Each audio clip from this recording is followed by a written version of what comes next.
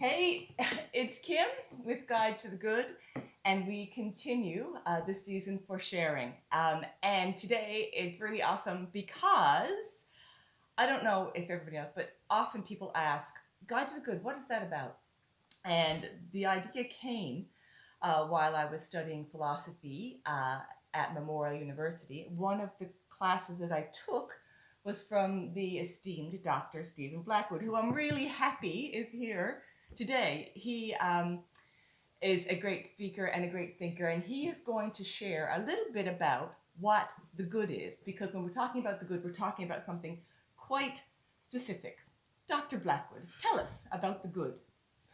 Well, the good is an idea that philosophers have been thinking about in one way or another for at least 2,500 years.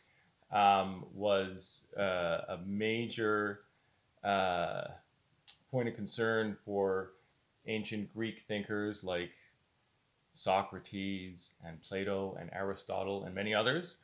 And really, for them, I mean, in a way, it's the original philosophical question of what is the good for human beings, and it isn't only restricted to human beings, though. At least for these thinkers, while human beings were their primary focus, trying to figure out what how we should be living our lives. The good actually applied to many different things.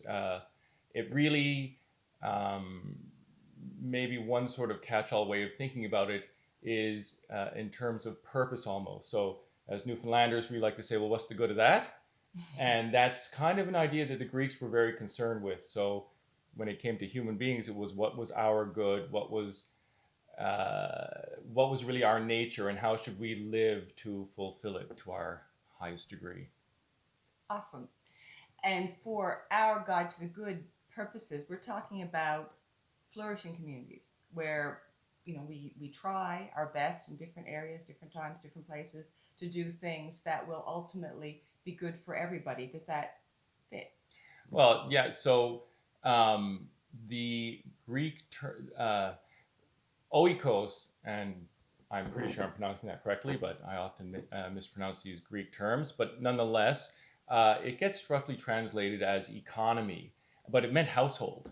So the economy and the household were sort of very closely related in thought.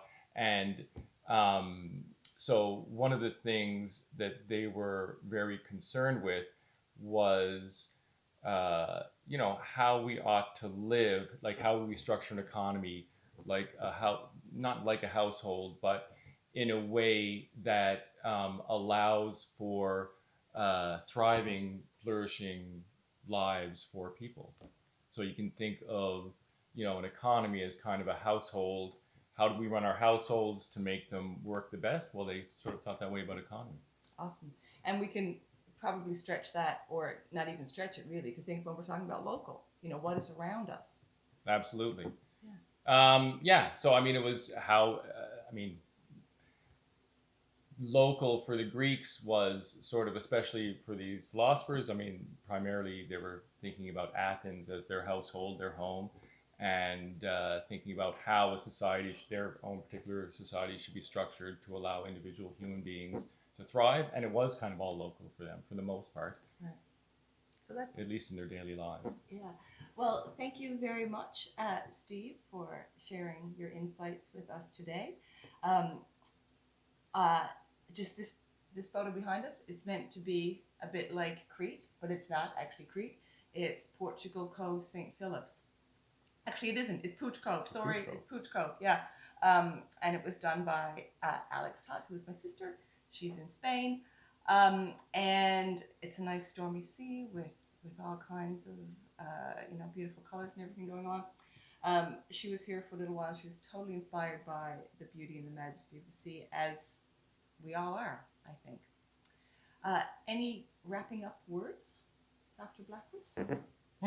Well, I mean, I think when you're talking about you know going local and sort of structuring the way you consume on the local, that's very much in thinking with. So for the Greeks, like I was talking about oikos earlier and household.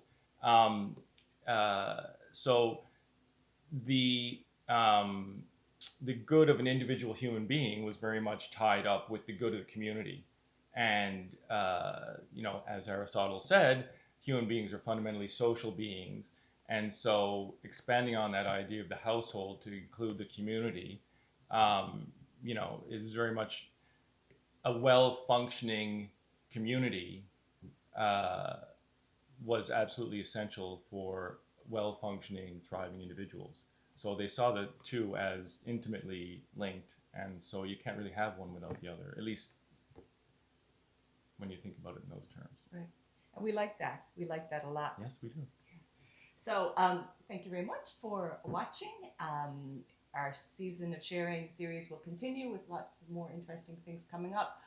Check us out at www.guidetothegood.ca.